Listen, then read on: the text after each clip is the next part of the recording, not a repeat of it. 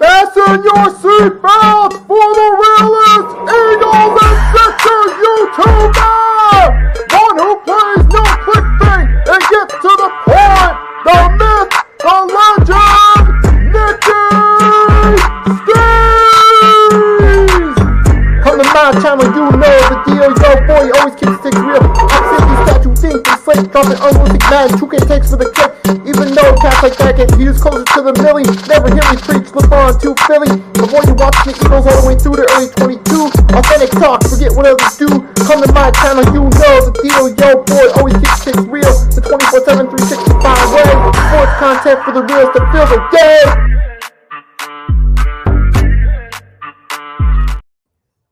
Good morning, folks. It's your boy Nicky Steves here. We are live for episode 27 of the 3-Point Blitz. Lady May TV. David stopping by in the chat, rocking with us early, folks. That's right. We are back. The weather is working in my favor again. So that way we can do another episode of the 3-Point Blitz outdoors while the weather's still beautiful and still working in my favor. Then, so guess what, folks? That's what we're going to keep on doing. We're going to keep doing this bad boy outside while I still have the chance to. And we're just going to keep rocking with it. First of a doubleheader for me. This one on my channel and the Hardcore Sports Network. And then later tonight, before we dive into it, we got another show exclusively on the Hardcore Sports Network. NFL season is right around the corner, which means the return of NFL Pick'ems exclusively on the Hardcore Sports Network is back. This year, your boy Nicky Steve is going to be the host again. Every Tuesday, 8 p.m. Eastern Standard Time, starting September 2nd to preview Week 1. Each week on the Pick'ems, we'll have a full list of games, special guests, injury reports, debates, predictions, and hot takes for the week. All on NFL Pick'ems, exclusively on the Hardcore Sports Network, 8 p.m. Eastern Standard Time, every Tuesday throughout the NFL season. That's right, folks. So later tonight, 8 p.m., we'll have Pick'ems for Week 4 exclusively on the network. But now, and without any further ado, let's dive into it. Let's start off with the rant of the week. This is coming from a hot take that's being pushed out there after some of the injuries that we saw, because we had a lot of injuries going down through these first couple weeks, particularly to notable players. And I'm going to share the screen with you guys real quickly. You guys can see it for yourself, and we go on this. So that way, I can show it to you guys. We'll just go through all the injuries. Then we'll discuss the take that I'm going to rant on. So let's go into it. Obviously, we know Nick Bosa and some of those guys, and we're going to talk about that. So here's the complete list of notable injuries from the NFL's website. You got Cardinals, James Conner, ankle surgery. He'll be out indefinitely. You have tight end Colston Loveland for the Bears out in the second quarter. You got the Cincinnati Bengals on top of losing Joe Burrow, lost Sam Peroni, right thumb, guard Dalton Rinser, and you got right tackle Dawan Jones, and then the Cowboys, you had CeeDee Lamb. He was out, but he supposedly can play last week. Trayvon Diggs and Kenny Clark were out, which made their defense even worse. We'll get to that. Let's go. The notable injuries, Derek Stingley Jr. out. Najee Harris is out for the Chargers. He was ruled out after getting carted to the locker room. So he's 2 ankle injuries, major ankle injuries. You had Javon Hargrave with a chest injury, we don't know. But then the big one, Nick Bosa, was out. He's out for the season now with ACL tear, it looks so. And it's been confirmed as of today. Terry McLaurin exited the second quarter. Remember, Jaden Daniels was also out. Now, but with that being said, going through some of the notable injuries, some of those key injuries, particularly at the running back position, there's been this hot take forming that lack of playing time in preseason has led to these injuries. It's because these players aren't getting preseason reps. It's been considered that's part of the reason why. Now, I'll say this. Can it play a role in being in football shape? Yes. Sometimes the best way to get in shape is to go out there and play, get your body ready. So that could be a factor. But here's the thing. With football, that goes both ways with the preseason thing. On one hand, look, it has prevented injury, but on the other hand, it has played a role in people not being ready. I think it's a little bit of both with the preseason one. To some degree, it leads to more players getting injured, but it also, to some degree, saves injuries. So it's a little bit of both. So for this whole take that, it causes more injuries, it's a bit silly, because here's some factors you got to consider. You got to look at the factors as a whole and say, maybe it is, maybe it's not. What isn't being considered in this is the fact that now we have an injury tent, particularly mainly used for concussions, but that causes more injuries to be diagnosed on the spot, particularly with concussions, that opposed to 15, 20, 25, 30 years ago would never have been a possibility when they didn't have the 10. A lot of players had concussions, would finish games, maybe go weeks with undiagnosed concussions, and never got put. So that was one factor right there, particularly head injuries. So that plays a role in it too. So now with the injury tent, that causes the number of injuries diagnosed to go up. They're in. So you got to figure that in too. And I'm putting up a poll question. I'm putting up a poll question on the channel for you guys right now. So you guys can check it out. I mean, you guys got to consider though too. It's not just that. There's several other factors as well. And for those that are coming in the chat, leaving comments, I'll get to your comments in a minute. What I'm going to do this time around is I'm going to finish my thought, then I'll address your comment and reply to it and share it on the screen after I'm finished with my thought. So I'm still going to share your comments like I usually do. I'm just going to wait till I finish a thought, then I'm going to share it with you guys.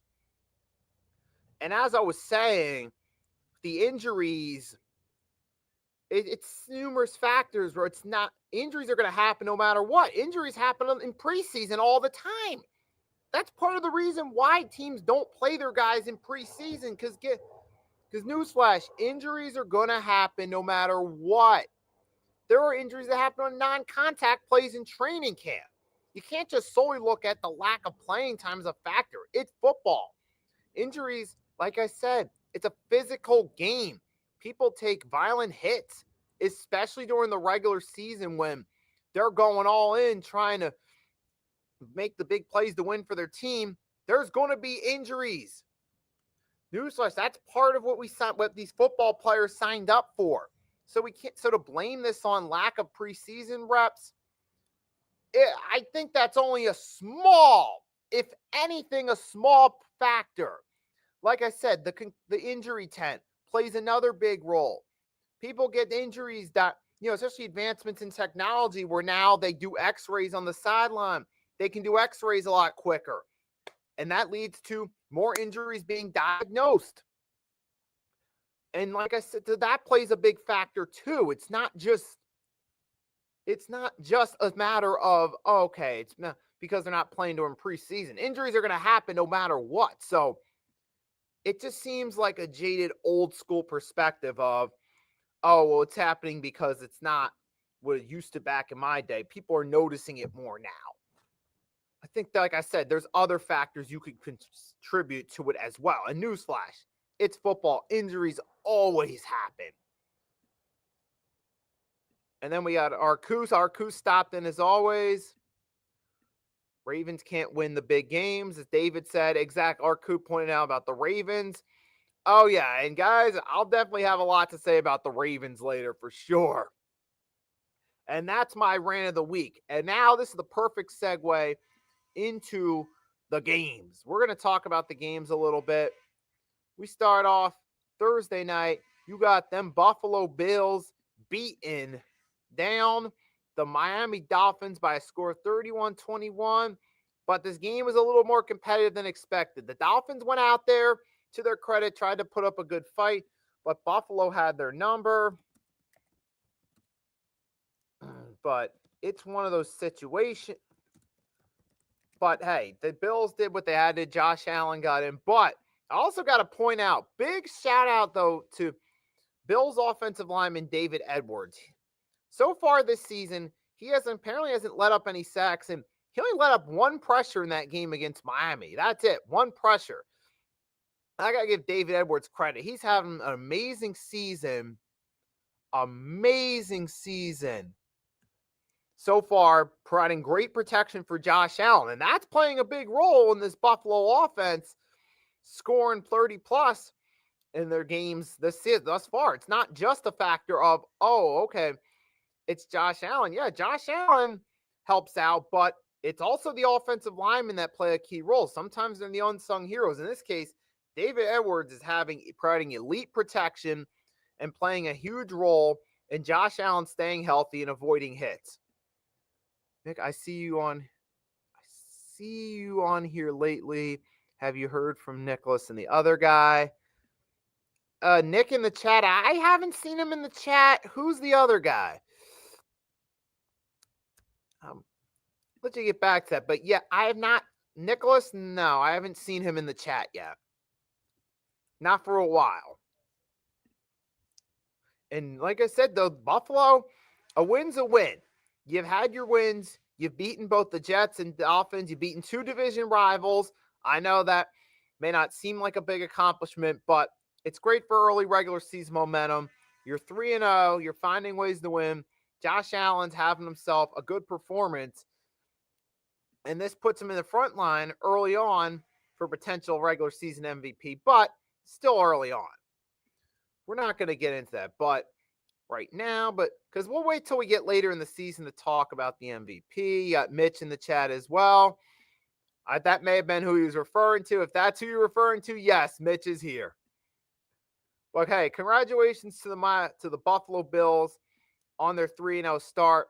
Like I said, I got to give credit to the big guy, David Edwards. He's really the guy that really played a key role. And I think a lot of people aren't going to give him credit for it, too. So I wanted to come on here while I'm talking about this game, give him credit for that elite protection he's been providing. That's played a huge role in this offense. And now we're going to switch gears, moving right along to Sunday. Oh, Sunday, bloody Sunday. Starting with the Jacksonville Jaguars beating the Houston Texans. All right. What do I say about this game? The freaking Texans, man. Bro, something seriously is happening with CJ Stroud. That wasn't just a sophomore slump. He's completely out of sync. He threw 2 picks against the Jaguars in a winnable game, mind you.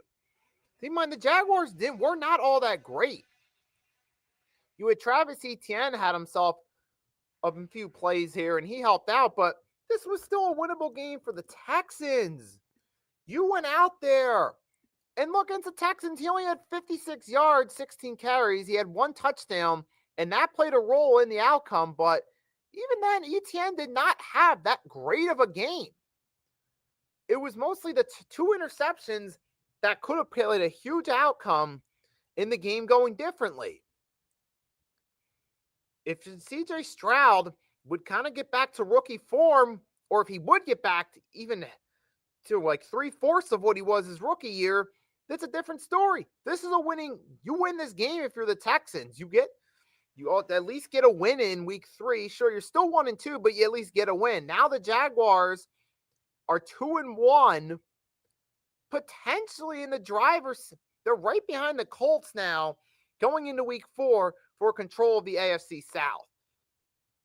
And the Jaguars, while they are 2-1, I'm not solely sold on them. I'm not. Yes, they've won, but they've beaten the Carolina Panthers, who outside of their win this week have been a terrible team. That'll say more about their opponent, just like this game.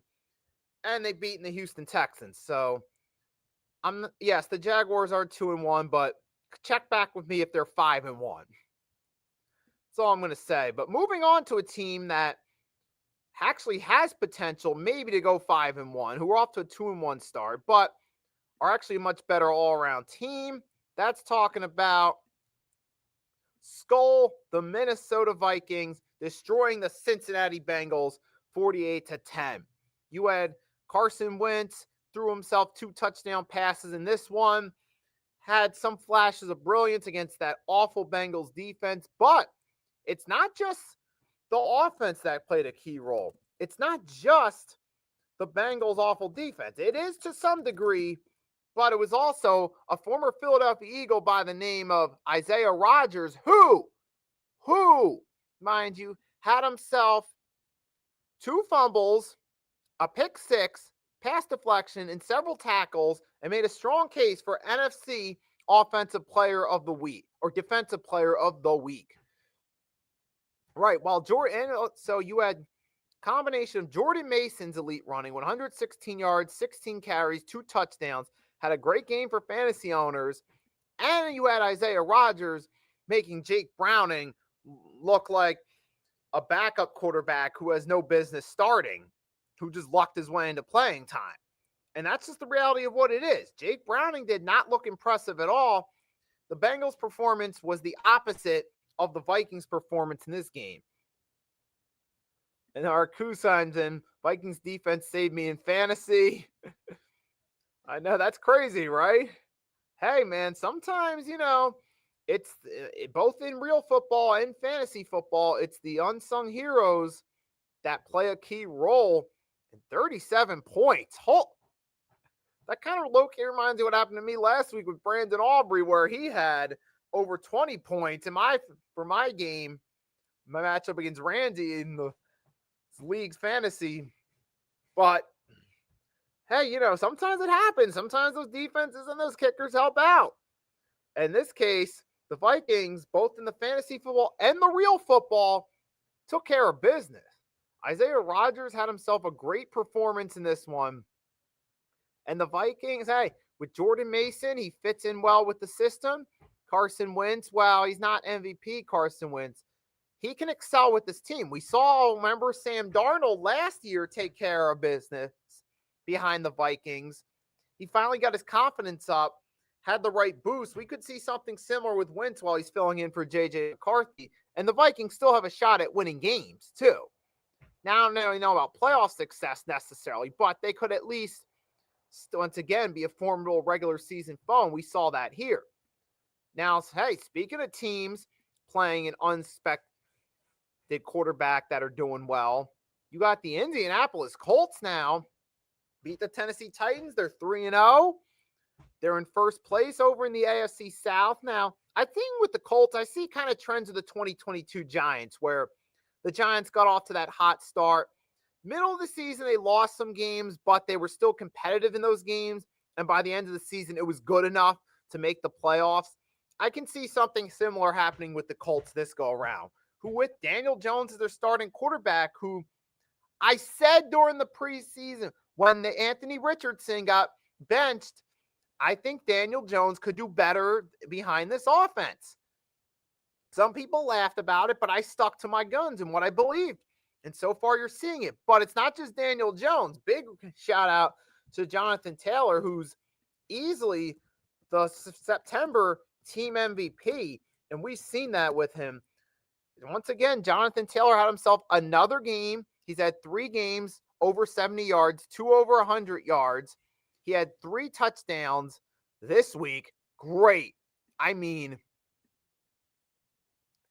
phenomenal performance by Jonathan Taylor here against the Indianapolis Colts, against the Tennessee Titans here in this one. So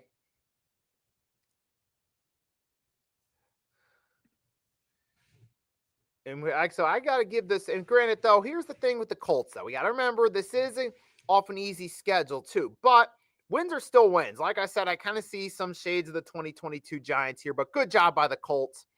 Now we're moving on to a team who another shocking team who won a game with an unexpected hero.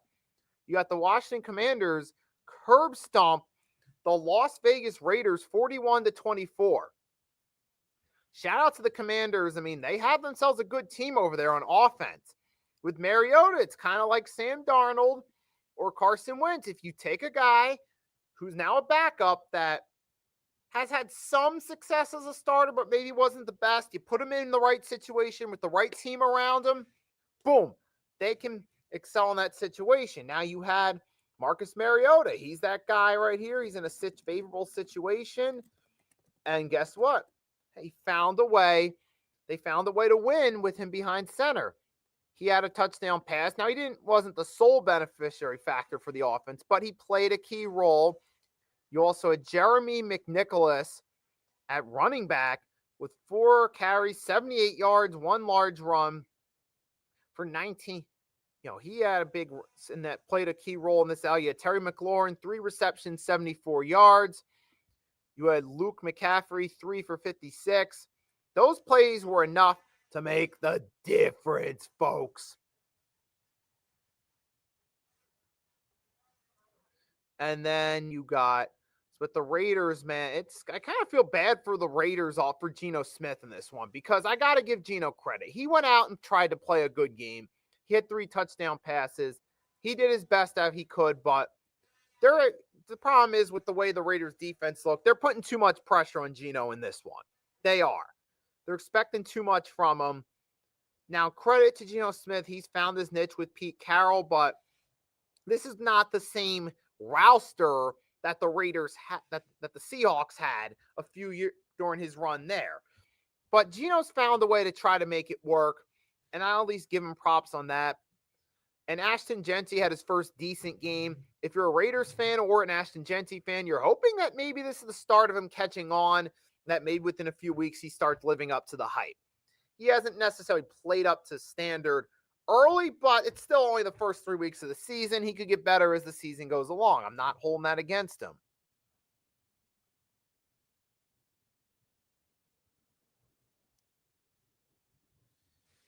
So, that's that. But the Commanders, I got to give them props, man. They found a way to win behind Marcus Mariota. Just all it was really came down to a few huge plays to score points, and that makes a difference. But now this next game, there's going to be something to say about.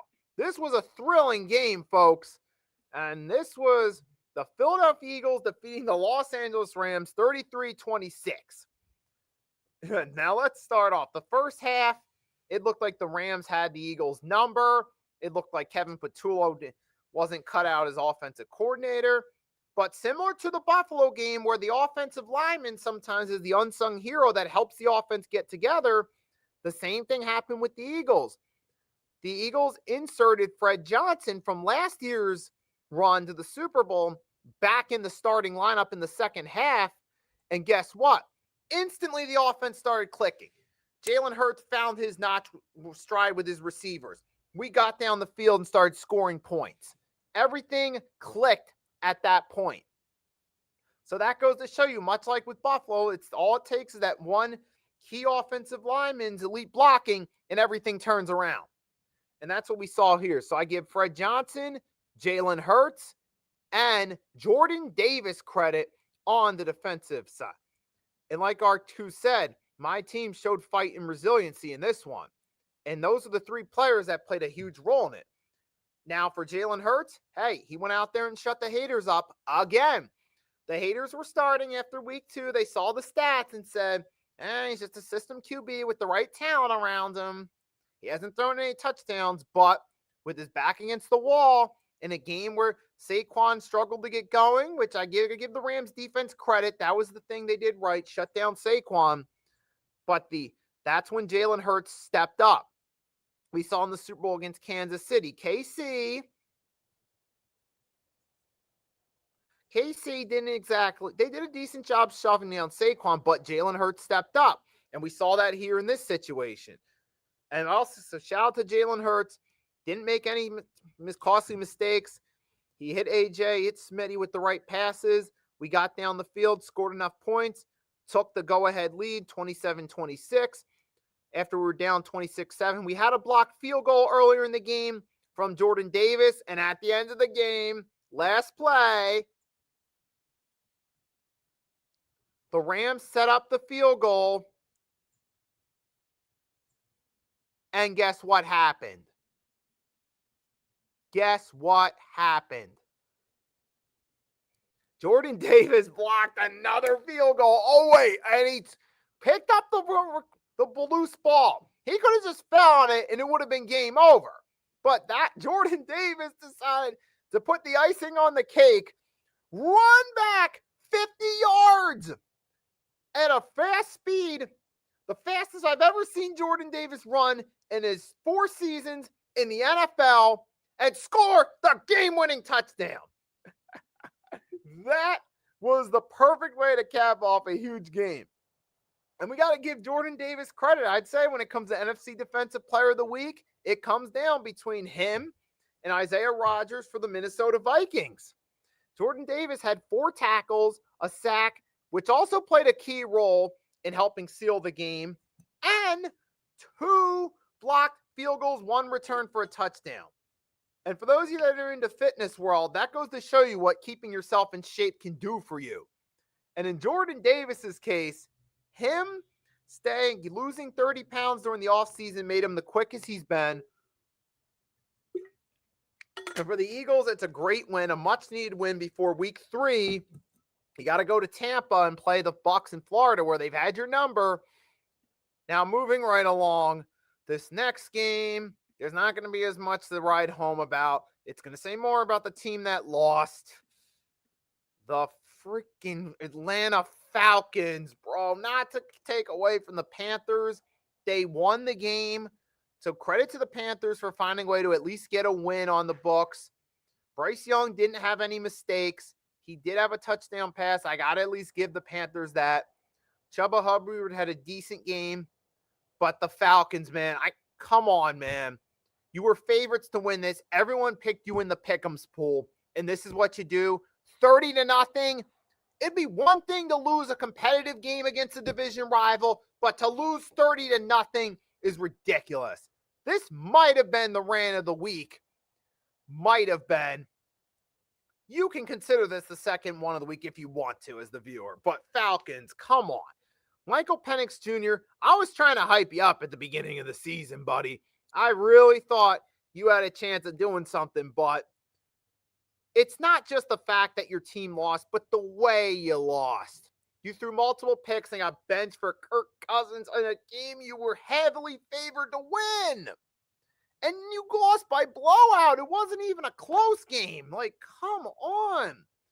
That's what's so ridiculous. That's why I'm roasting the Falcons for this one. And I'm not just roasting Michael Penix Jr. Yes, he played poor. Granted, his benching, well, he had coming, but it's not just that. It's also the team, too, in every facet. Their defense, the offensive line, the quarterbacks, the coaches, the play calling. When you lose that bad in a game you're heavily favored to win, the team did something wrong, and it came during the preparation process. Yeah, we don't see everything that goes into practice, but you can just tell by the result, the way this game played out. They did not come properly prepared. And that's the key in life. You got to prepare, folks. And the Atlanta Falcons weren't. Panthers were the better prepared team. I gave them at least that. But Panthers, you got your free win.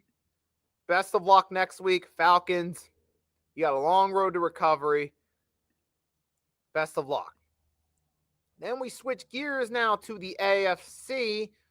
At one point, this would have been a great game, but now in 2025, Steelers versus Patriots, it was a so-so game. The Steelers won 21-14, and it wasn't that great of a game.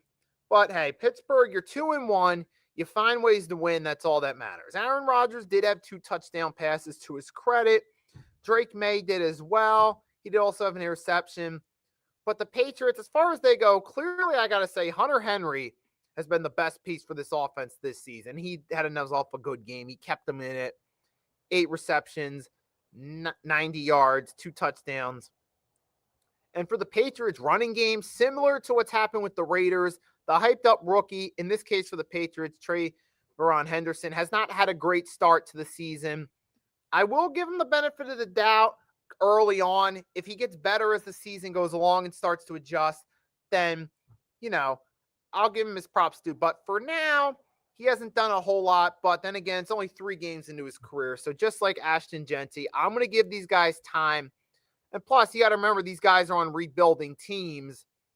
It also starts in the trenches, too, with the offensive line.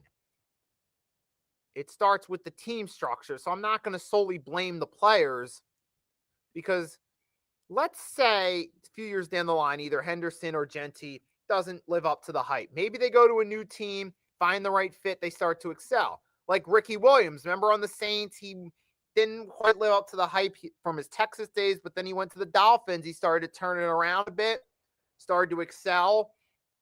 Maybe that happens a few years from now, or maybe their first couple games, they get better as the season goes along. Time will tell on that, but I'm just saying, you can't throw in the towel on these guys 3 games into their career. But as far as the game goes, Steelers win in sloppy fashion. You're 2-1. Let's see how it finishes for them. I mean, and moving right along. Oh my gosh. Come on, Packers. Seriously. Look, your defense did a great job. You won this game, but the Browns, you couldn't get it going on offense, and you lost to the Cleveland Browns. And I just want to I'm trying to understand this one. Really am trying to figure out what went wrong. Let's see. Player stat. I'm going to share the screen with you guys. You guys want to follow along with me. Here we go. Let's see. Jordan Love, 1 touchdown, 1 INT.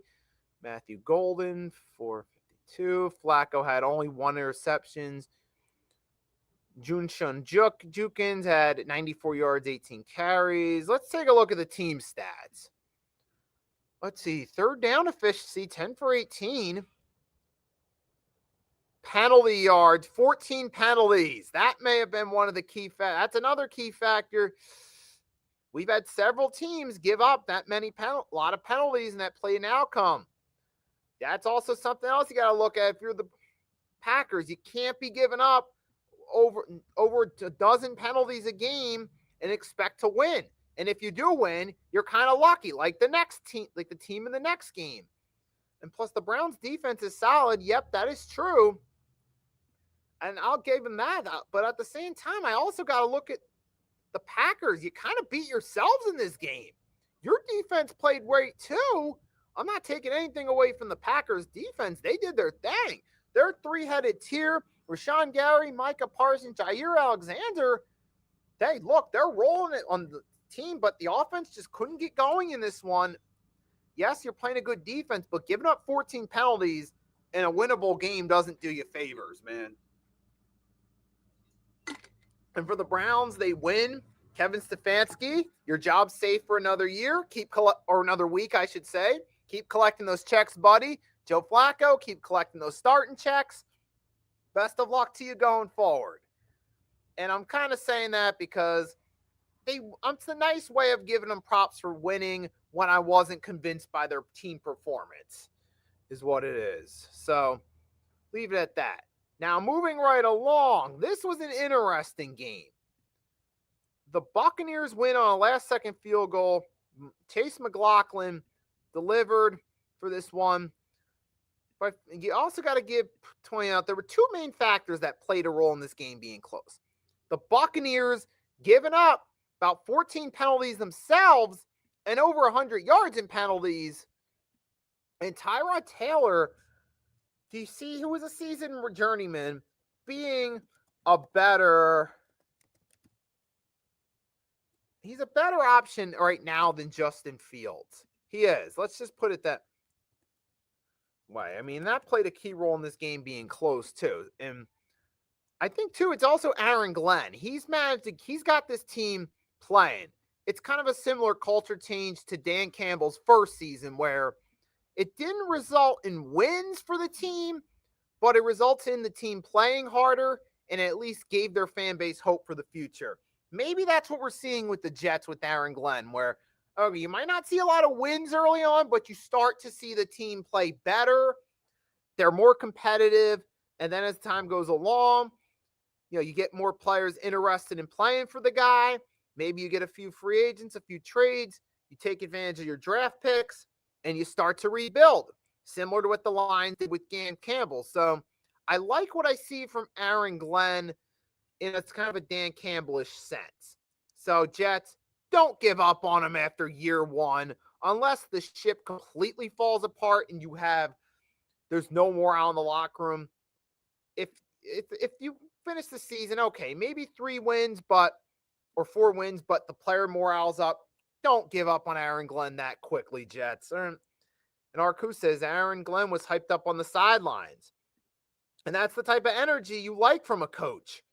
So I got to give him props on that one.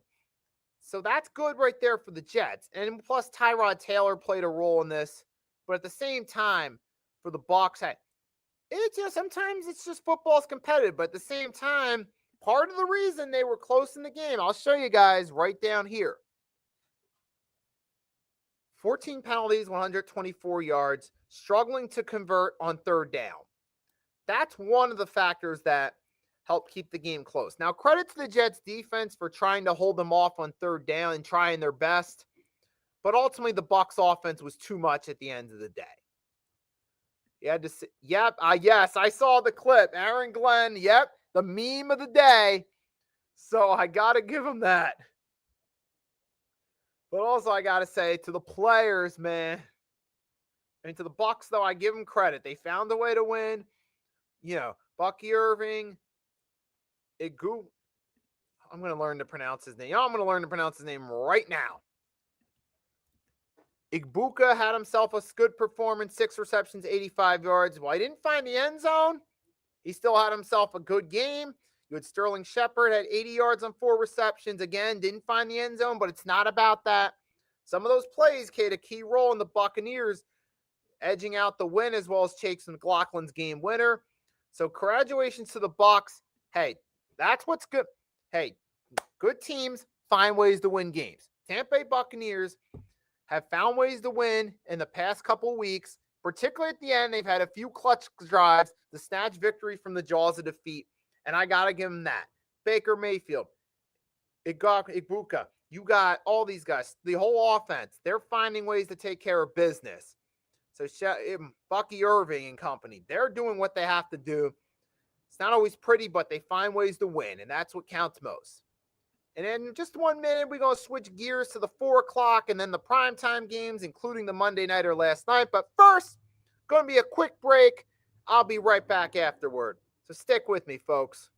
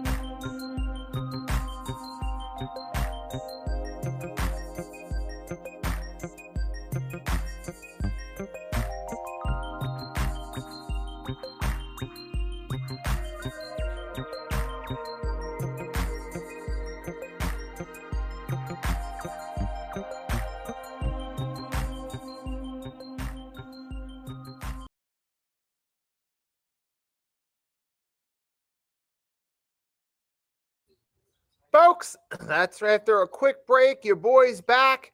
Now, we're going to continue right where we left off. We left off talking about the Thursday night and the 1 o'clock games, but now we're going to start to switch gears. We're going to talk about the 4 o'clock and the 4 o'clock and ultimately the primetime games, that Sunday nighter with the Kansas City Chiefs, New York Giants, and the Detroit Lions.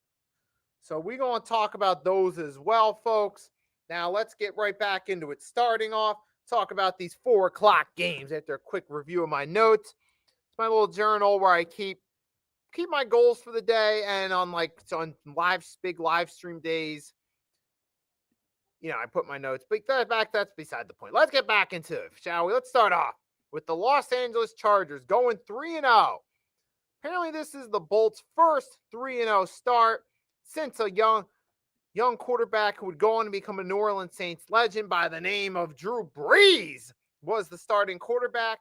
Justin Herbert takes over, and the Los Angeles Chargers defeat the Denver Broncos by a score of 23-20.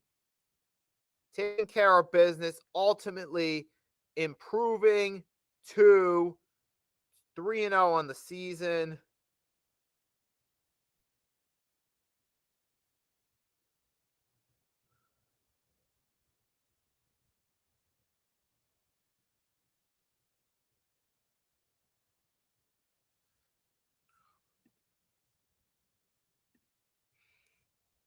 And you said could we watch that game later on NFL Plus later on? Oh yeah, but yeah, the Chargers. Hey, it was a close game, but the Chargers find ways to win. You're 3-0.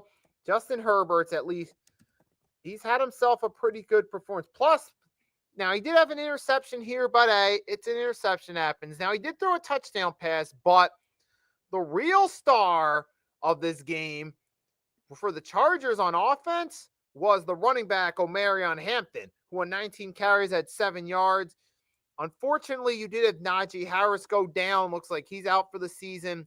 So that means all the pressure is going to be on Hampton to step up, and the Chargers are going to need Hampton to stay healthy because despite winning this game, you ultimately lost another key player. You lost Rashawn Slater. You're down one of your running backs. You can't afford to keep losing ththese players. While you're 3-0 and you're finding ways to win games now, and credit to Jim Harbaugh, he's finding a way to make it happen. You can't afford to have it keep happening. At some point, bro, you gotta stay healthy. And for the Chargers, while they won, this is a bit of an alarming win, but it is a win nonetheless. It was a competitive game. Now, speaking of alarming, the Denver Broncos, who had high hopes into this season, they're now 1-2. I mean, Bo Nix, he didn't have a great game. They found ways to win. They found ways to score points, but it wasn't a great game. Big problem was 2 for 13 on third down for the Broncos. You can't expect to win games if you can't convert. And nearly giving up 100 yards in penalties, that says more than just the stat line itself, boy, guys. So the Broncos, don't let the stat line tell the entire story. It wasn't a great game. But hey, the Chargers had the more disciplined game against a division rival, and they found a way to win. This was a competitive game, but it happened, though. And for the Broncos, man, it might be looking like that playoff run might have been a fluke last year. I mean, it's still early in the season, but it's just looking like it so far. That's my vibe to take away from this. We'll see if Bo Nix can really get back to rookie form. The Broncos can play more disciplined on offense.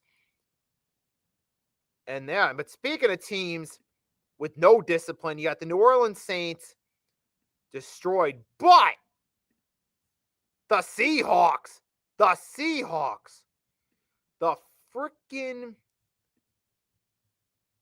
Seattle Seahawks found a way to win this game.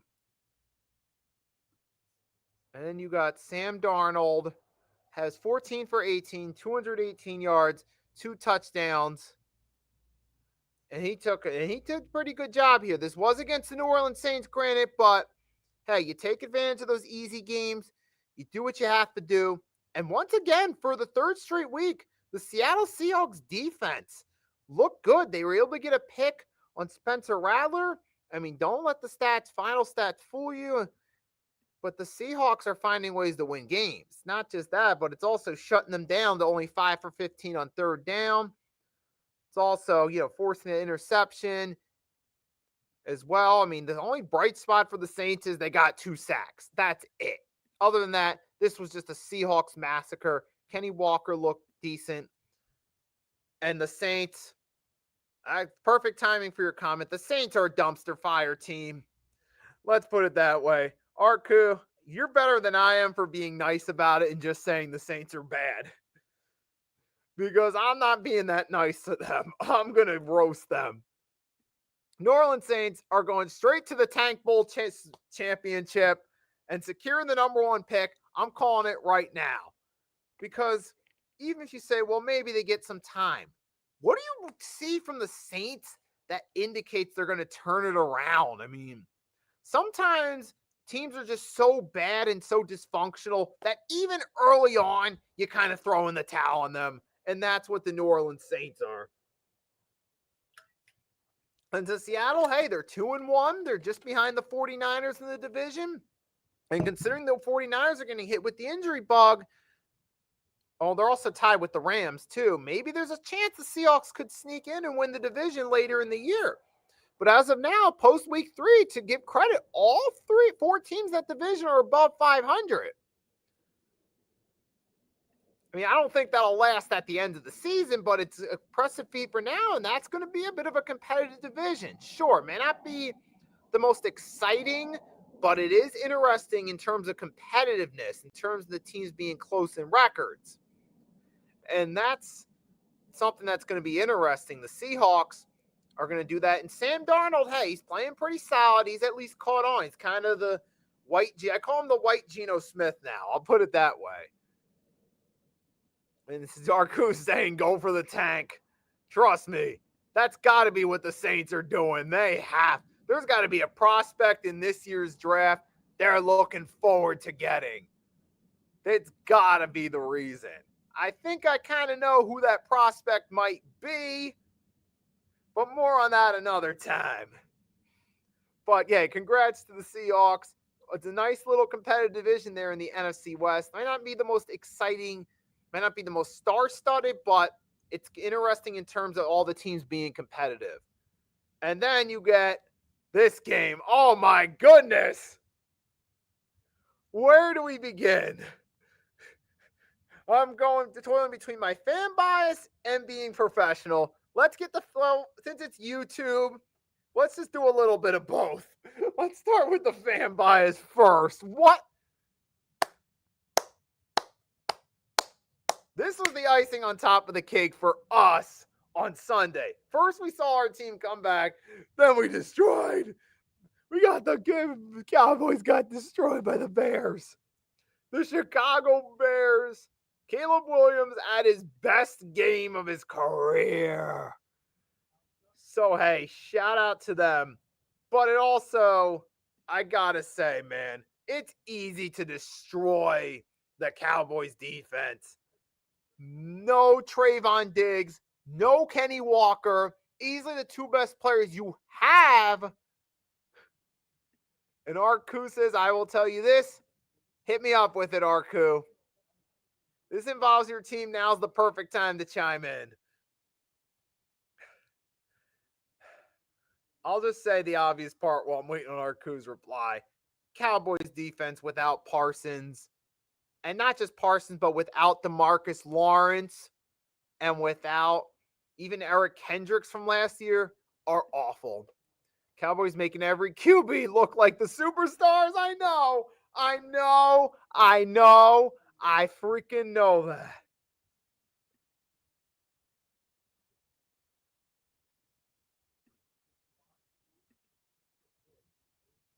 We're all beaters. Yeah, absolutely. Dude, I mean, let's look through it. It all comes evident after seeing what happened on the Sunday night game with the Giants and Chiefs. and seeing what the Giants did there versus what the Giants did against the Cowboys, that it's the Cowboys defense. They are booty cheeks this season. But this is what happens when you have an owner who lets their ego get in the way, and they always chase away their star players. Their star players get tired of playing for an owner that micromanages everything from the coaching to the front office. After a while, they just be like, you know what? I'm out of here. And that's what happened. They just got sick and tired of playing under Jerry. Parsons wanted a trade because he wasn't happy with his terms. You got DeMarcus Lawrence hit free agency, found what he felt was a more friendly deal in Seattle. Eric Kendricks didn't want to come back to this team. Don't be surprised Trayvon Diggs is next. Said my cousin even knows. Dude, everybody sees that. It's just obvious. I mean, I'm telling you. I'm calling it. Trayvon Diggs is eventually going to want out. He is. And for the Cowboys, not to mention one of your offensive linemen got injured, who you're expecting to protect your quarterback and will be out a couple weeks. And yeah, exactly. And that's what I appreciate about you, Arku. You're always realistic about the Cowboys. And no offense, Arku, but some Cowboys fans are very unrealistic. At least with you, the thing I respect is you're realistic about everything football-wise, up to and including your team. And that's why we click so well, even as fans of division rivals, is because we can both look at it from a realistic standpoint. So I want to put that. So I'm putting that out there now, Arku. Shout out for always being realistic in the chat about everything when it comes to the Eagles and the Cowboys, because that's something we don't always get from our fan bases. And in this case, though, the Chicago Bears had themselves a good win. There's a part of me that does root for Caleb Williams to succeed, because I thought some of the hate that was put on him coming into the draft was childish. I thought, particularly for the way he painted his nails. I'm like, okay, what's the big deal? He went to Chicago. Chicago sports fans love Dennis Rodman. What's the big deal with Caleb Williams? Yep. Yeah, absolutely. You have to be as a fan. You have to be realistic because, right, you have to at least be realistic. You don't want to set your expectations too high or too low unrealistically, with the inevitability of them being disappointed. You have to be smart and at least approach it from a realistic standpoint. Like we all as fans want our teams to do great, but we know that's not always going to happen. Sometimes our teams do well. Sometimes our teams don't do well. Sometimes we have stretches where one or two teams we like do well, the other team or two not so much. And that's kind of what's going on now with me, with the Eagles and Sixers, two opposite paths.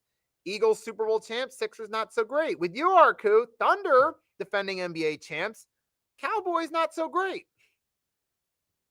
But hey, that's part of being a fan. And sometimes too, it's the good balances out the bad. A lot of cases.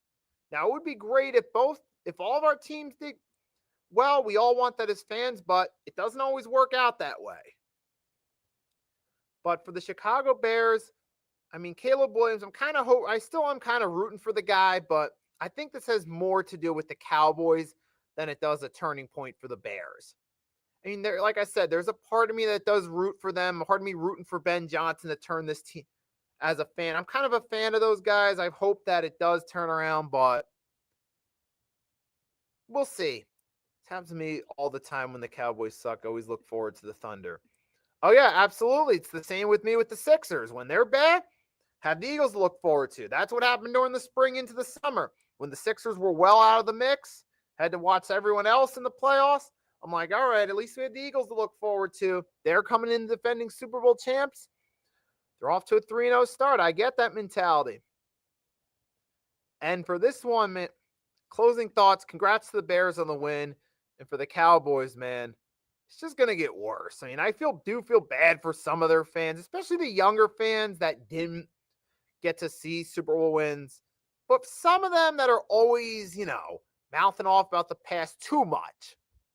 I mean, there's that line between taking pride and being obsessive about something. Yes, you want to take pride in your team's accomplishments, but you don't want to be obsessive about things from the past. I mean, like for some of those fans, hey, I feel bad for you that you guys are stuck with what you're stuck with. Because no NFL team wants that. A team that a few years ago had all the talent but didn't know how to deliver. Now they barely got any talent on the roster, and you see there's nothing going. But then we switch helms. We're going to talk about the 49ers and Cardinals. This was an interesting game. It came down to the wire, but unfortunately, this game is going to be more about the injuries than it was the on-the-field game, because you have Nick Bosa down with an ACL, out for the season. You already have George Kittle out. Brock Purdy might be in and out of the lineup. I'm not sure how long. And then you got, McCaffrey, who's healthy so far, but how long is he going to hold up? Because we know there's this history of injuries. It happened 2021 with the Panthers. It happened last year. So you got to have that question in the back of your mind for the Niners. Yes, they are 3-0, but how much longer will it hold up for them? Can this team continue to stick together? Now, credit to Kyle Shanahan. They're finding ways to win games shorthanded. And that's part of the reason he's managed to keep his job and get the benefit of the doubt during those injury-riddled seasons. Because even remember 2020 and 2024, even when they were injured, they were trying. You could see them giving it their all in their games. You could see they were making decent play calls despite being shorthanded. And even though it didn't translate into wins and losses those two respective seasons, they still were competitive the entire way. And I see so far through 3 weeks, they've kind of gotten a little bit lucky with the schedule, but they found ways to win.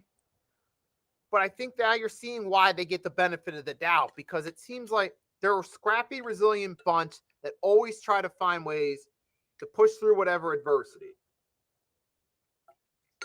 It's paid off with a 3-0 start, even with teams like the Cardinals and the Saints on the schedule, who the Cardinals, despite being 2-0 going into this game, I wasn't impressed with their performances. I feel like they're still pretty mid as a team, and they'll finish that way by the end of the season. But for the Niners, hey, you're 3-0. I'll give you that. They're finding ways to win games, but I just feel like it's only inevitable before it catches up to them. It's going to at some point in the season. Maybe it might not be till October or maybe early November, but it's going to happen.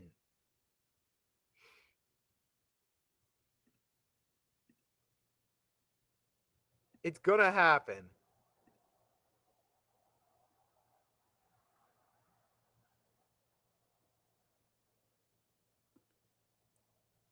So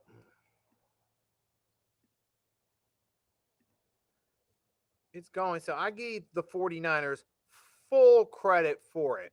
They're finding ways to win games. And I'll say basketball is the hardest sport, and then basketball and football. And for the 49ers, so hey, 49ers, congratulations. But now for the Cardinals, I mean, you're still 2-1. That's the good news. But you're down James Conner. James Conner, you can say what you want to say that he's not the best. He's not a true elite running back, but he still plays a key role in helping that offense out. We can't completely ignore James Conner's role. Now that you've lost him being carted off, that puts your offense in a deeper hole. A team that was already, solid but not great. And yet Kyler Murray, let's be real, he's an underachiever. He has some talent, but he's not truly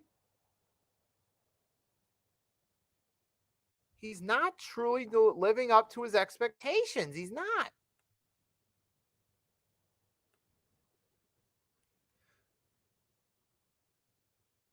Kyler Murray is not living up to his expectations. And that is playing a key role in it. And now you go Chiefs and Giants.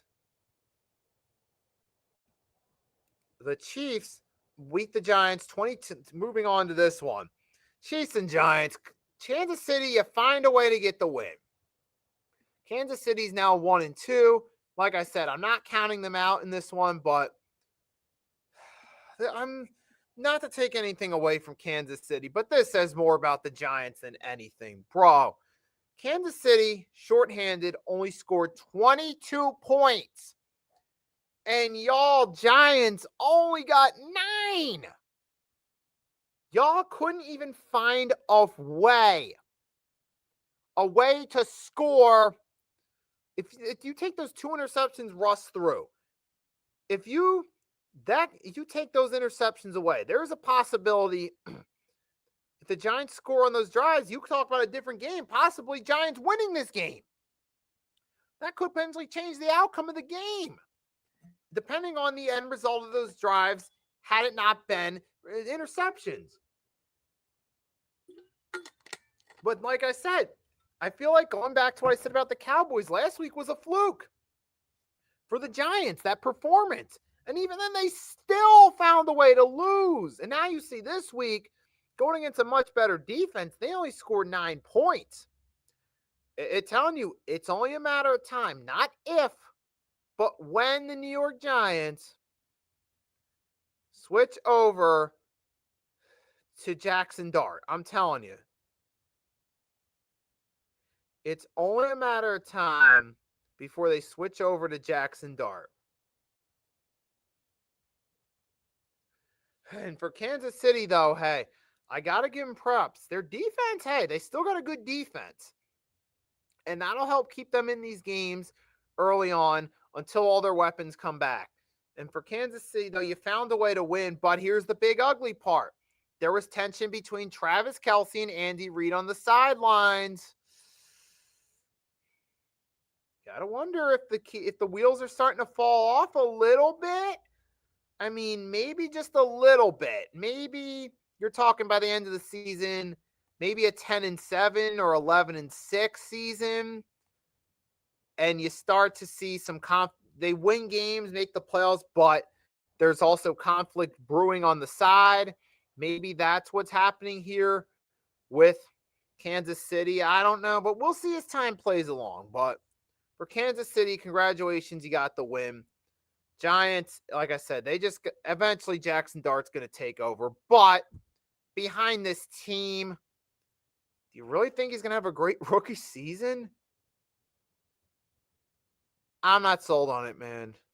Moving right along. The Lions beat the Ravens by a score of 38-30.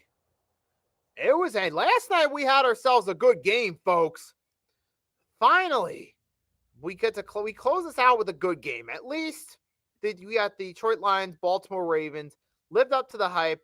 I actually went out and actually, if you follow me on IG under the Nikki Stees YouTube IG page, you'll see I posted to that story there, me out at a bar. And that's where I was sitting out at the bar. That's where I saw. That's where, I was out at a bar and I, watched the game, particularly the first half. I had a fun time there. And this ended up being what it was expected to be, a high-scoring game. Both teams going back and forth like two boxers trading shots. And in the end, one team won, one team lost. That ended up being the Detroit Lions winning. Now, I'll start off with this. First, credit to the Detroit Lions for finding ways to win this game.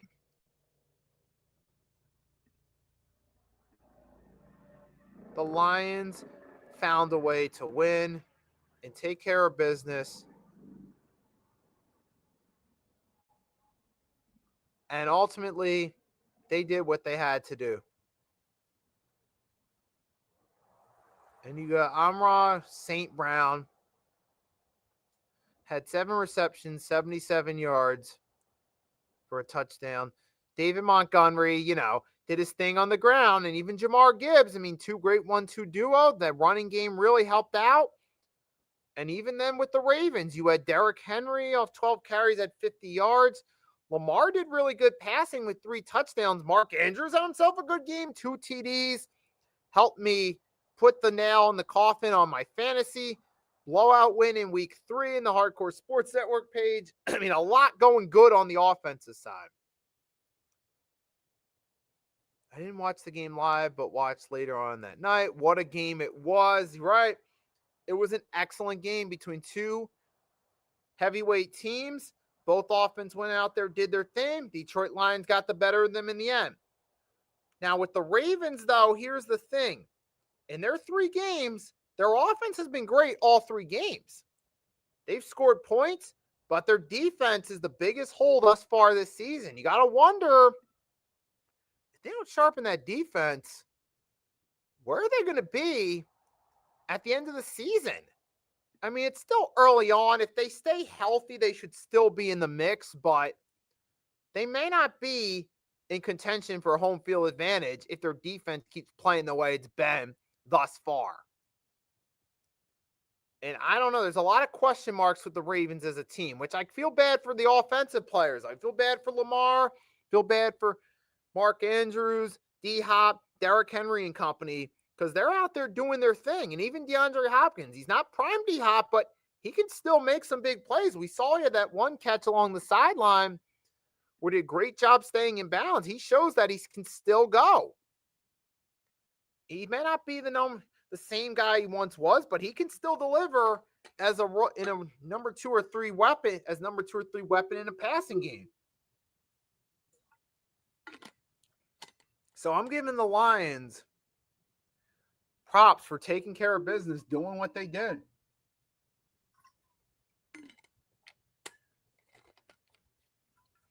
So great job by the Detroit Lions there, taking care of it. But the Lions, hey, they're looking like the juggernaut we expected them to be. That week 1 game against the Packers is behind them.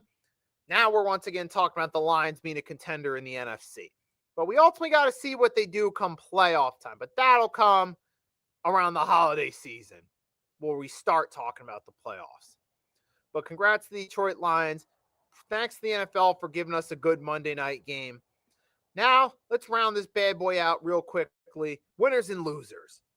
My main 3 winners from week 3 in the NFL start with the fans who tuned in Monday night. We got a great game out of it. It was exciting to watch. And thank you, NFL, for it. The Washington Commanders going out there, taking care of business, shorthanded without Jaden Daniels. A lot of people thought maybe without Daniels and with Mariota, this team would struggle a bit, but they found a way to take care of business. Their offense was in sync, without their starting quarterback, and they found a way to win. And that's what matters in the NFL. It's all about winning. And then, last but not least, give a shout out to the Tampa Bay Buccaneers. They're 3-0. They found a way to always win. And they're taking care of business. So shout out to the Tampa Bay Buccaneers for once again finding ways to win. They're 3-0, resilient bunch on that team. Good passing game, good running game. Got yourselves a nice rookie with the Igbuka. You got yourself Bucky Irvin. You got yourselves a solid team that if they stay healthy, they could be a dark horse in the NFC. So I'll give them that. Now, week 3 losers, the Giants. What can I say? It's almost like the 2022 season never happened with the way Brian DeBall. It's like he's leading this team.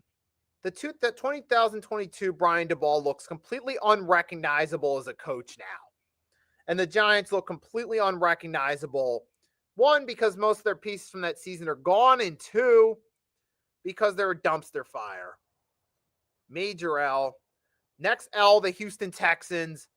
Jesus Christ. It's the 2023 Texans with rookie CJ Stroud look unrecognizable at this point. It's almost like that season never happened the way they're playing. And you got to wonder, how is this team going to finish the season? If they continue down the path they're going, no, DeMeco Ryans might be on the hot seat later on if they continue down this path. And then the last loser for week 3 in the NFL is going to close this out by going with, the Atlanta Falcons. Seriously. Y'all lost that game in such embarrassing fashion to the Panthers, a game you were favorite to win. The Cowboys at least have the excuse of they were a bit short-handed. They lost CeeDee Lamb during the game, and they lost one of their offensive linemen. But that doesn't excuse their performance, but at least that could give them a little bit of the benefit of the doubt. But in Michael Penix's case, dude, like I said, it's the team as a whole, but just awful performance for what I said earlier. And I'll leave it at that. So that's going to do it for this one, folks. Thanks for tuning in. Everyone that stopped by in the chat, Arku, who stuck with me for most of the stream like he usually does, thanks for your support in the chat as always. Mitch, thanks for stopping by early. David, thanks for stopping by at the beginning. Even Mick, thanks for stopping by. David, you guys are all the glue that keeps me doing this thing. So thanks for your support, always stepping in the comment. And Arku's going to close out that game was so weird, referring to the Falcons-Panthers. So again, guys, to everyone, thanks for your support. Really appreciate it. 3-Point Blitz, be back same time, episode 28 next week. And then later tonight, we got the Pick'ems exclusively on the network at 8 p.m. So tune in for that. Probably going to have a few guests join me. Don't have the full lineup yet, but if you want to know, you'll find out when you tune in later. So with that being said, have a great rest of your day if you don't catch me on the Pick'ems later. Or at least have a great afternoon. Until next time, your boy Nicky Stees signing off. Peace.